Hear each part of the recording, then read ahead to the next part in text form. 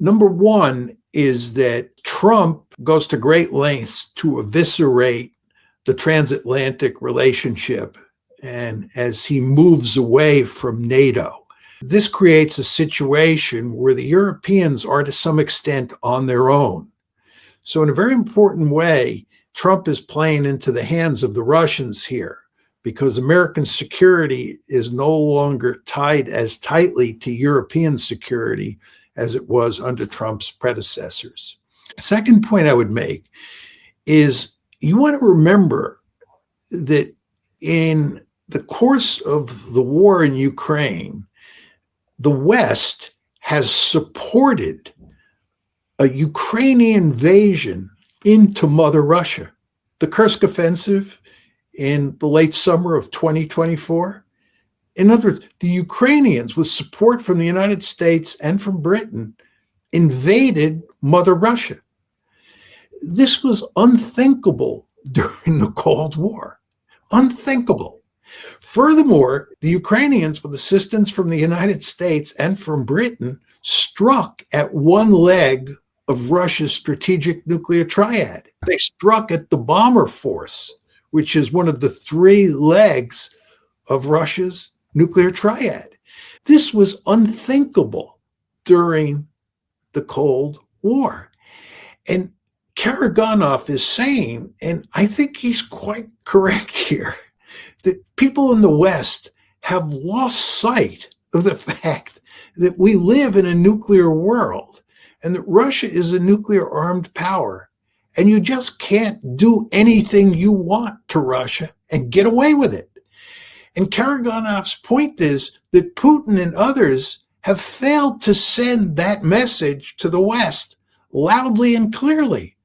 And as a result, the West, and here he's talking mainly about the Europeans today, as I said before, the West just thinks it can slap the Russians around and get away with it. And I actually think in that sense, Karaganov is right. I'm actually quite surprised at the extent to which the Western elites don't understand how dangerous a game they're playing with regard to the Russians. They think that Russian red lines don't mean anything. And Karaganov says, this is true, and we have to rectify the situation. And his basic argument is there's only one way you rectify this situation, and that is you pop off a few nuclear weapons, and that will focus their minds. They'll come to realize that we live in a nuclear world, and you have to behave differently in a nuclear world than you behave in a non-nuclear world.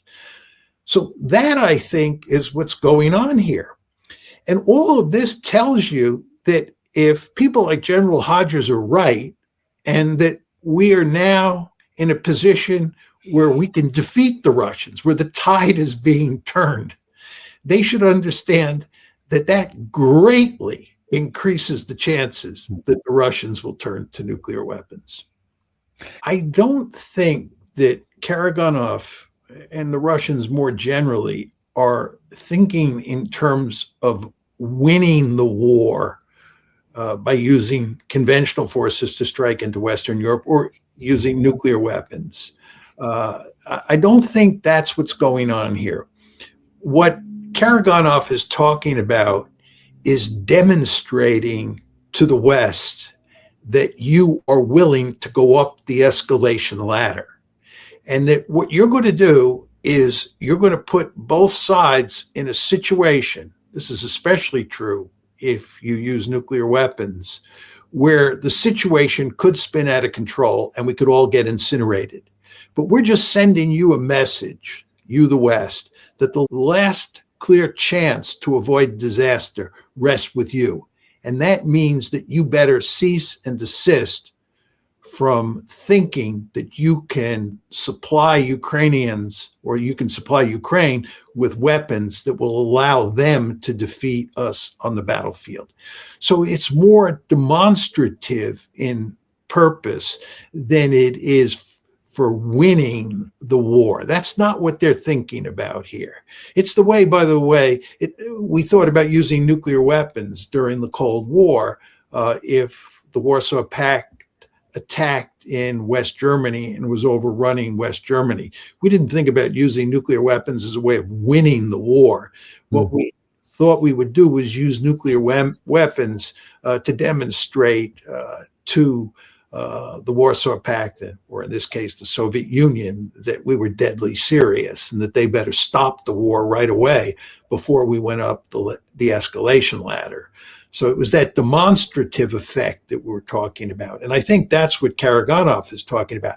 Although Karaganov does say that if the demonstrative use of nuclear weapons doesn't work, then we go up the escalation ladder. And I think he believes that at some point the West will back off because nobody wants to get incinerated. That's the basic logic here. Once somebody uses nuclear weapons, Karaganov would say, once those things are used, everybody will understand just how dangerous the situation is, and everybody will back off, right? Enough is enough. We don't want to be incinerated. So the Russians just have to use a few nuclear weapons to get us in that position. That's the logic here. I mean, I hope to God that that doesn't happen. I want to be very clear on that, but I'm trying to explain as clearly as possible what's going on here.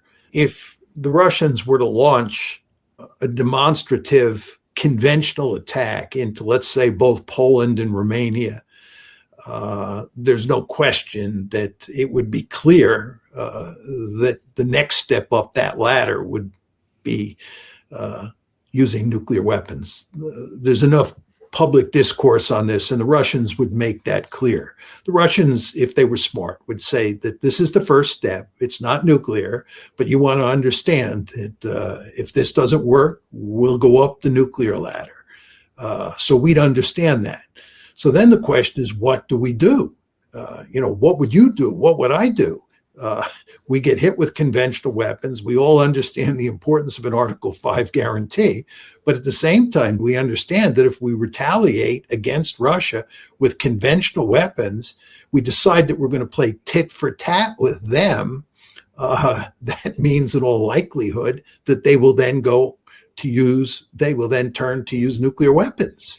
And when they use nuclear weapons, what do we then do? Let's assume that they used 6 nuclear weapons. Would we then take 6 nuclear weapons and lob them back at Russia? It's the road you don't want to go down. I think anytime nuclear weapons are used, the incentives for everybody to just put a damper on things and step back and put an end to this before it spins out of control, the incentives to do that are just enormous.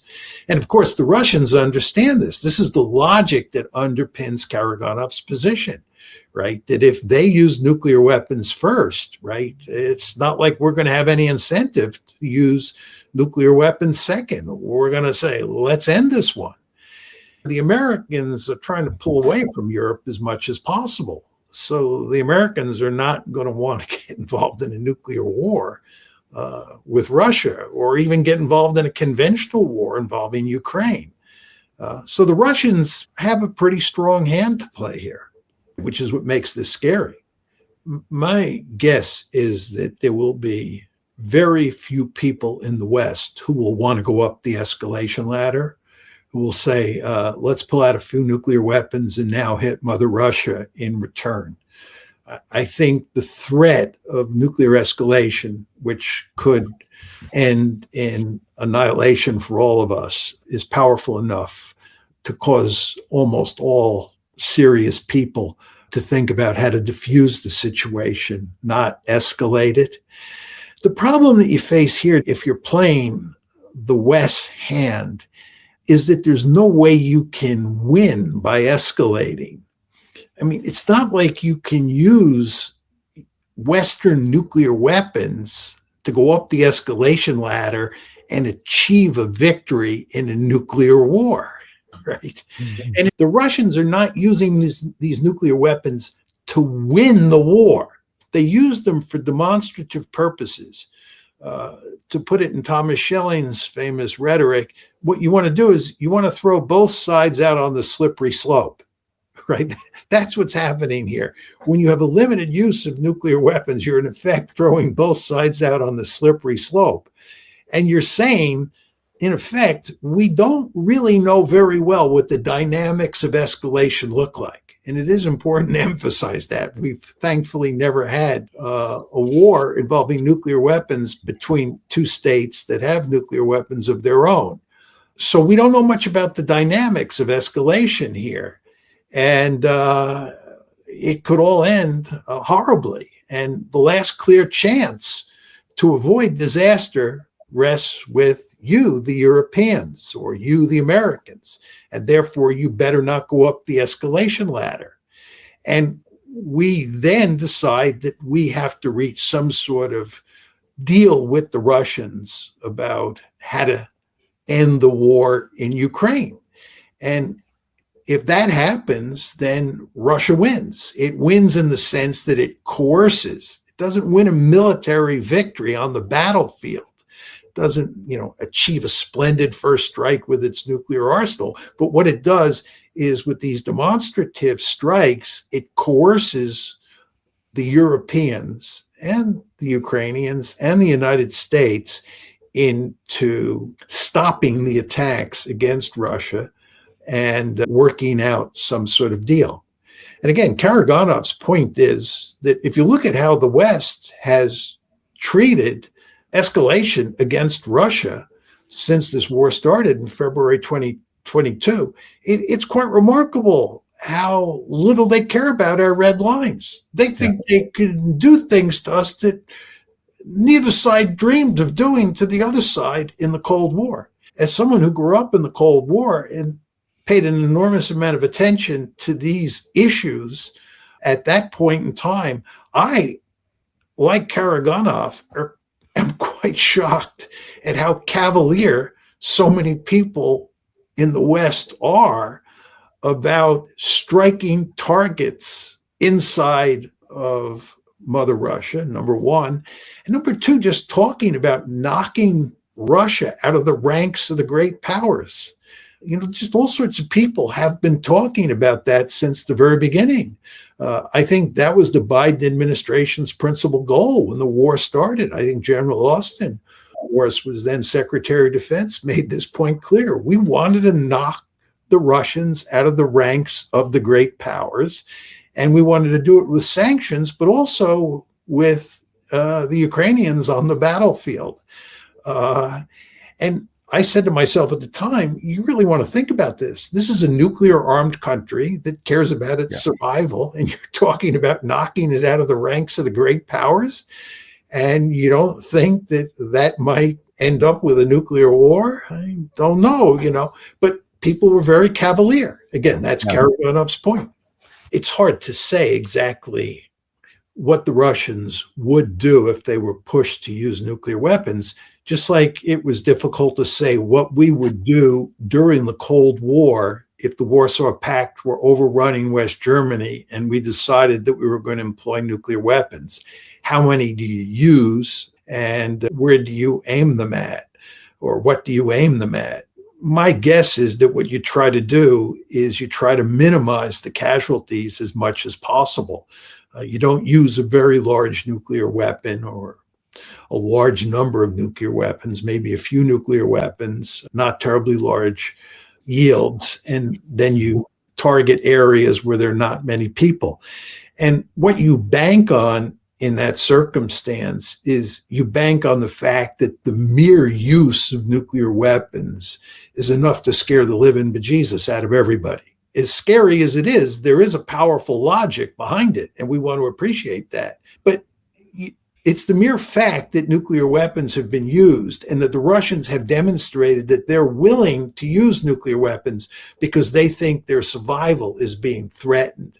That is all that is necessary. That would be the logic of the story I am telling, that you don't have to hit a major town or a major city with a large number of nuclear weapons. You just have to use these things. That by itself is enough to reestablish deterrence, so to speak. I think Karaganov is a big-time strategist. He's been around. He's my vintage. I knew him during the Cold War. He is very influential, and he pretty much speaks his mind. He's the sort of person who I am sure tells Putin that he disagrees with him if he does disagree with him. He is not somebody who pulls his punches. And I would imagine that Putin appreciates the fact that he's so honest. But I'd be very surprised if he got permission. And the main reason I say that is that he's been making this argument for a long time. As he told Glenn Deason, he was in the minority to begin with. Most people thought that he was wrong. It was just a bad idea. I would imagine most Russians were shocked by the idea at first. But what's happened with the passage of time is that more and more people now buy his argument.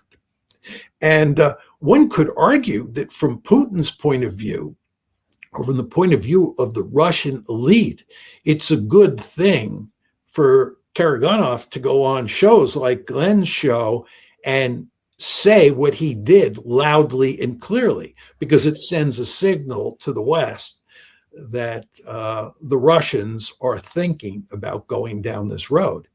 And by the way, one very important element in this story, which I have not emphasized, but which you did emphasize quite correctly, is that Putin has been under a lot of pressure for a long period of time to play hardball with the West. Many people inside of Russia think that he has waged this war as if he were a pussycat, and he has not been tough enough with the West. And one can imagine that that message has gotten through to Putin, and there's a lot of pressure on him now from outside and even from inside his own head, telling him that he has to get tough. And if that is true, and I would imagine it is true, Karaganov's message would be a powerful message to him. This commentary is based on Professor John Mearsheimer's video interview with Colonel Daniel Davis, and the warning at the center of it is not subtle. Europe has spent 3 years telling itself that Russia's red lines are mostly theater. Some of them are. Moscow lies for sport. But here's the uncomfortable bit. In nuclear politics, you don't need every red line to be real. You only need one to be real at the wrong moment. If you find this useful, like and subscribe. Mearsheimer's argument is simple, but unpleasant. The war in Ukraine has entered the phase where the battlefield is no longer just the battlefield. It's no longer only trenches, drones, artillery, or maps with arrows moving a few miles east or west. The real question now is whether this war stays inside Ukraine, or whether it keeps expanding outward until NATO, Russia, and the nuclear question all sit at the same table. And nobody sensible wants that dinner invitation. Russia is a nuclear power. Ukraine is backed by nuclear powers. Europe depends on American protection. And Washington, under Trump, has made very clear that Europe needs to carry more of its own weight. That changes the mood in Moscow. For most of the Cold War, the central assumption was that American security and European security were welded together. If the Soviet Union threatened Europe, it was also threatening the United States. Today, that bond looks less automatic. And in Moscow, less automatic means more tempting. The first mistake is to assume that every Russian warning is empty, because many Russian warnings have been empty. That's understandable. Moscow has threatened escalation many times. Western weapons kept flowing. Ukraine kept fighting. Russian territory has been struck. The sky did not fall. So a certain confidence has developed in Western capitals. The line goes something like this. Russia bluffs. Putin talks big. The West hesitates too much. Push harder. There's truth in that. Russia has used nuclear rhetoric as a political tool. It has tried to frighten Europe, divide NATO, and slow military support for Ukraine. Nuclear blackmail has become part of the background music of this war, which is a grim little sentence to say out loud. But here's where the danger begins. A bluff can still hide a threshold, and a threshold can be invisible until someone crosses it. Mearsheimer points to one of the most dangerous shifts in this war, Ukraine's ability and willingness to take the fight inside Russia itself. Ukraine's incursion into Russia's Kursk region changed the psychological geography of the war. This was not just Ukraine defending Kharkiv or striking a logistics depot in occupied Crimea. This was Ukrainian forces operating inside internationally recognized Russian territory. From Kiev's point of view, it made strategic sense. Russia uses border regions to attack Ukraine.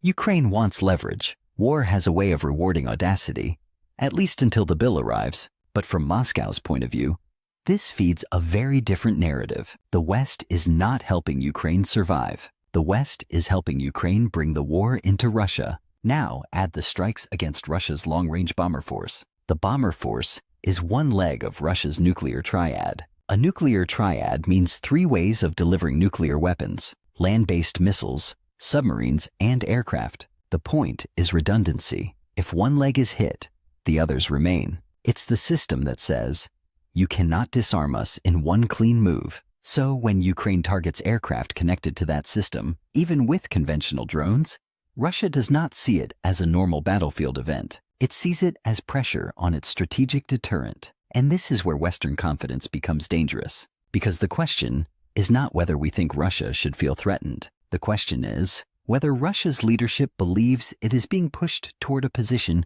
where it must prove deterrence still works. In plain terms, Moscow may decide that fear has faded, and fear is what nuclear deterrence runs on. In the interview with Colonel Daniel Davis, Mearsheimer spends time explaining the logic behind what some Russian hardliners are now openly discussing. The most disturbing idea in this debate is the idea of demonstrative nuclear use. That phrase sounds sterile, as if written by a committee of men who haven't opened a window since 1978. But the meaning is brutal. It means using one or more nuclear weapons not to win a war in the normal military sense, but to shock the enemy into stopping. You don't drop the weapon because it captures territory. You drop it because it changes everyone's calculation. This is not a new idea. During the Cold War, NATO itself thought about limited nuclear use in Europe. If Warsaw Pact forces overran West Germany, the West did not imagine tactical nuclear weapons as magic bullets that would neatly win the war. The idea was to signal seriousness. To stop the enemy before escalation became total. In other words, nuclear weapons were not just weapons. They were messages written in fire. That is the logic some hardliners in Moscow now seem to be reviving. Their argument is not necessarily that Russia should nuke Warsaw, Berlin, or London tomorrow. Their argument is that the West has become too comfortable, too casual, too convinced that Russia can be hit, squeezed, sanctioned, and humiliated without ever reaching for the one tool that makes everyone stop smiling. I'm not endorsing that logic, I'm explaining it. There is a difference, although social media often treats that difference as a suspicious foreign concept. A demonstrative strike could take different forms. It could be a conventional strike on NATO infrastructure, meant to say, the next one is nuclear. It could be a nuclear detonation over a remote area. It could be a strike at a sparsely populated military zone. The point would be terror, not battlefield efficiency. And once that happens, the West faces the question nobody wants to answer. What do you do if Russia uses one nuclear weapon? Do you respond with 1, 6, none? Do you strike Russian forces conventionally? Do you invoke Article 5 if a NATO member is hit? Article 5 is NATO's collective defense clause. It says an attack on one member is treated as an attack on all. But even Article 5 does not automatically dictate exactly what every member must do. It creates a duty to respond. It does not remove political terror from the room. This is where deterrence becomes a maze with no exit sign. If NATO hits back hard, Russia may escalate. If NATO does not hit back, the credibility of the alliance suffers. If the United States hesitates, Europe panics. If Europe panics, Moscow notices. And if Moscow notices, the next crisis becomes even worse. This is why nuclear war planning is not a spreadsheet exercise. It is psychology with mushroom clouds. The entire game depends on what each side believes the other side is willing to risk. The West believes Russia does not want nuclear war. Correct. Russia believes the West does not want nuclear war either. Also correct. The danger is that both sides may be correct and still end up climbing the ladder because neither wants to be the first to step down. That is how disasters happen, not always through madness, sometimes through very intelligent people making one rational decision after another until the room is on fire. The European problem is not just Russia, it is dependence. For decades, Europe outsourced the final guarantee of its security to the United States. That was comfortable, it was efficient. It allowed welfare states, trade policy, moral lectures, and the charming habit of spending less on defense while complaining about American vulgarity. A fine arrangement, if you can get it. But now Europe faces a harder question. What happens if the American guarantee becomes conditional, distracted, or simply less enthusiastic? Trump's approach to NATO has forced Europe to confront something it preferred to avoid. The United States may still be in NATO. It may still keep forces in Europe. It may still say the right things when necessary. But the assumption that Washington will always carry the heaviest burden at any cost under any president is weaker than it used to be. Moscow can read that. Russia does not need to defeat NATO in a conventional war. That would be a very ambitious project for a country that has spent years grinding through Ukraine at horrific cost. What Russia needs is doubt. Doubt inside Europe. Doubt in Washington. Doubt over whether Article 5 means instant unity or 3 weeks of emergency summits, carefully worded statements, and officials saying they are monitoring the situation closely, which is diplomatic language for sweating through your shirt. This is why the nuclear argument matters. Russia's hardliners are not necessarily planning a clean military victory. They are thinking about coercion. They are thinking about forcing the West to choose between Ukrainian objectives and nuclear risk. And they are betting that when the price gets high enough, Western governments will look for a deal. That does not mean the bet is right. Nuclear use could isolate Russia further. It could trigger massive conventional retaliation. It could push China and India away from Moscow. It could shatter what remains of Russia's claim to responsible great power status. It could also create panic inside Russia itself. Nuclear escalation is not a lever you pull and then calmly return to your chair. But the fact that it is dangerous does not mean nobody will consider it. The most worrying part is the pressure inside Russia. Mearsheimer makes the point that Putin has been under pressure from people inside Russia who think he has been too restrained, too slow, too soft with the West. Yes, imagine calling this war restrained. Politics is full of people who look at a burning building and complain the fire lacks ambition. Putin has often played the cautious escalator. He threatens, waits, adapts, and moves incrementally. But if the pressure grows, and if Moscow believes the West is helping Ukraine threaten assets tied to Russia's strategic survival, then the risk rises. Not because Putin wakes up wanting nuclear war, because he may decide that restoring fear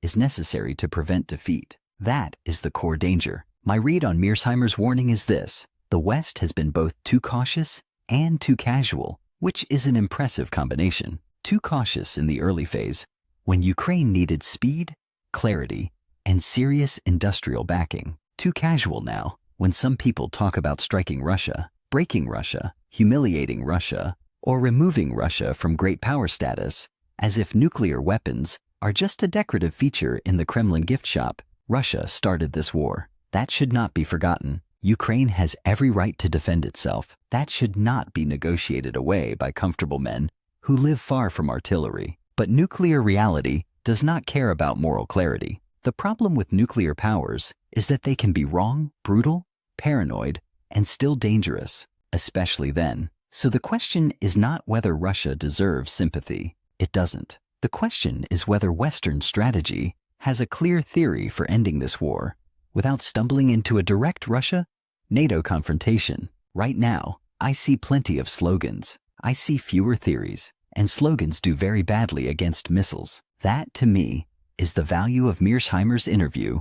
You don't have to agree with every part of his analysis. I don't. But the warning is worth taking seriously, because nuclear escalation is not one of those subjects where being fashionably dismissive makes you look clever. It makes you look unemployed by reality. The great danger in this war is not that every threat becomes real. The danger is that everyone gets used to the threats, stops listening, and then misses the one that matters. Red lines can be propaganda. They can also be tripwires. The trick is knowing which is which before your foot is already on it. If you found this useful, like and subscribe. There's more to come on this. Stay sharp.